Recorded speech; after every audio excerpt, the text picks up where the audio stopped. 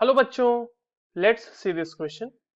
Calculate the degree of hydrolysis and pH of 0.005 molar K2CrO4.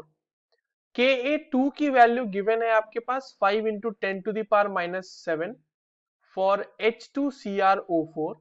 It is essentially strong for first ionization. Options आपके पास given है. तो चलिए इस question को calculate करते हैं बच्चों और देखते हैं सबसे पहले कि इस क्वेश्चन को सॉल्व करने के लिए हमें कौन से की कॉन्सेप्ट की जरूरत है. अब देखिए, की कॉन्सेप्ट की जब हम बात कर रहे हैं तो ये basically pH and degree of hydrolysis, जिसको हम एच भी लिखते हैं, तो उसके कैलकुलेशन से है. तो ये हमें करना है, पीएच और एच का कैलकुलेशन करना है. और किसके लिए करना है? तो एक सॉल्ट सोल्यूशन के लिए करना है, फॉर अ सॉल्ट सोल्यूशन. और वो सॉल्ट सोल्यूशन कैसा होगा बच्चों?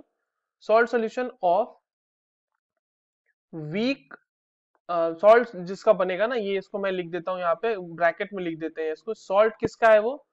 तो वो है salt of weak acid, weak acid and strong base. तो आपको ये पता होना चाहिए कि इसको कैलकुलेशन करते कैसे और चीजें कैसे कैसे सॉल्व हो सकती हैं. अगर मैं एच के फॉर्मूला की बात करूं तो पहले फॉर्मूला देख लेते हैं कि एच का फॉर्मूला अगर हम देखें तो वो फॉर्मूला होता है for calculation of H KH1, मतलब hydrolysis constant 1 divided by the concentration of the salt solution. And if we talk about pH, तो पीएच ऐसे सॉल्यूशन के लिए कैलकुलेट होगा by the formula that is half PKW plus PKAX plus log C. अब देखो यहाँ पे PKAX कहने का मतलब ये जो भी डिग्री ऑफ डिसोसिएशन होगा, जैसे अगर हम किसी भी HXA के लिए डिफाइन होता है ये, ठीक है. तो ये HXA के लिए डिफाइन होता है, एसिड है हमारा यहाँ पर कोई भी, उसके लिए ये फॉर्मूला इस तरह से डिफाइन होता है.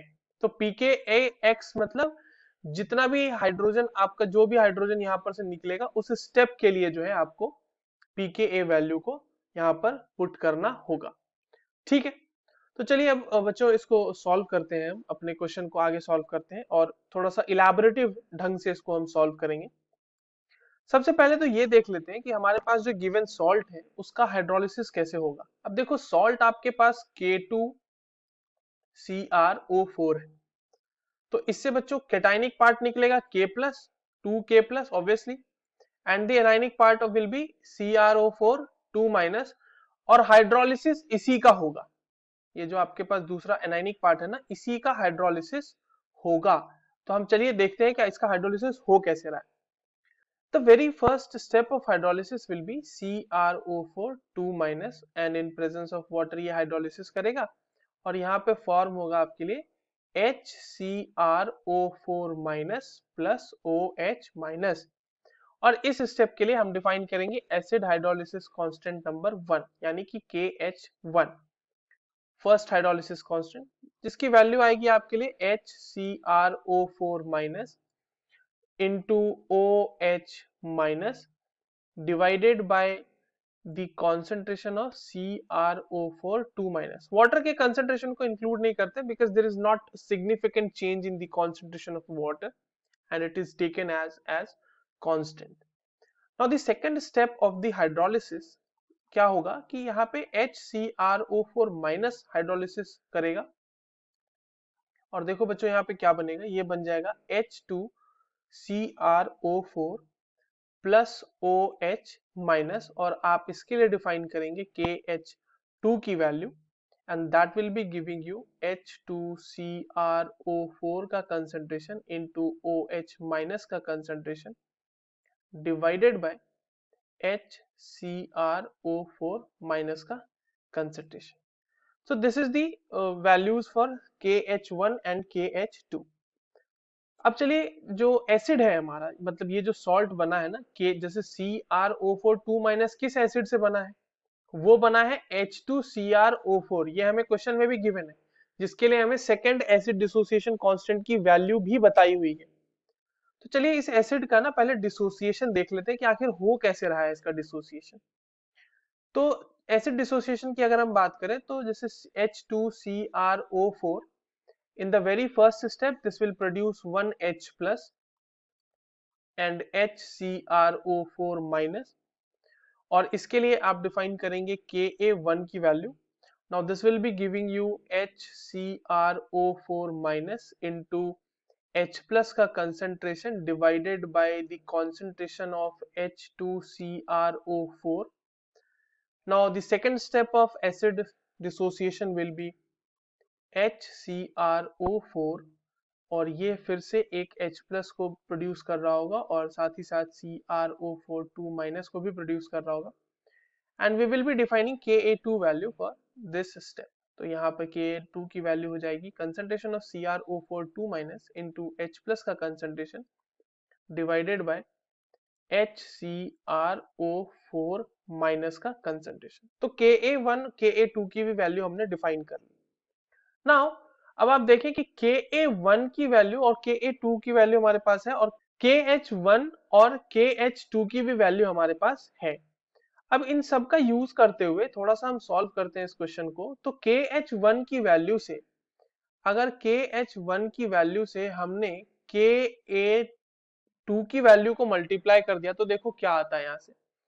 तो KaH1 की वैल्यू क्या थी बच्चों? KaH1 की वैल्यू थी HCrO4 minus into OH minus का concentration divided by the concentration of CrO4 2 minus का concentration, that will be multiplied with Ka2 की वैल्यू जिसको आपने यहाँ लिख रखा है, that is CrO4 2 minus H plus का concentration and divided by HCrO4 minus का concentration।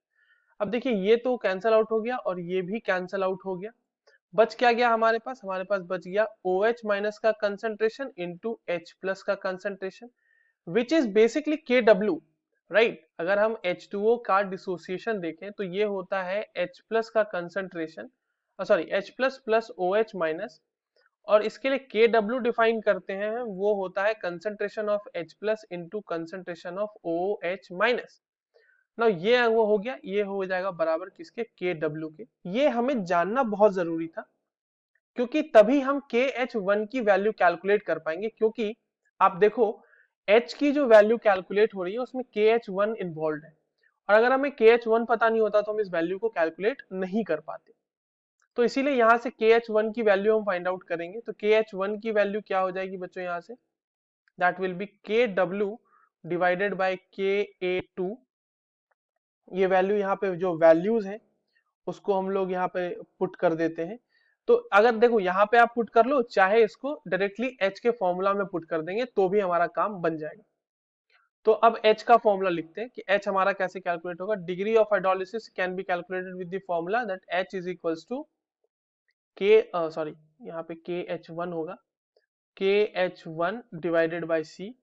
KH1 की जगह पे आपने जो अभी कैलकुलेट किया है वो रख दें, that is KW divided by Ka2 into C। अब यहाँ पर जो भी वैल्यूज हैं आपके पास उसको पुट कर देते हैं। KW की वैल्यू होती है 10 to the power minus 14, not 4, 14 होगी, और Ka की जो वैल्यू हमारे पास है वो है 5 into 10 to the power minus 7, और C की वैल्यू है 0.005। यहाँ से फाइनली आपको जो है H की वैल्यू आ जाएगी, और वो वैल्यू आ जाएगी root under 40 into 10 to the power minus 7, which can also be written as 2 into 10 to the power minus 3। ये हो गई आपके पास H की वैल्यू।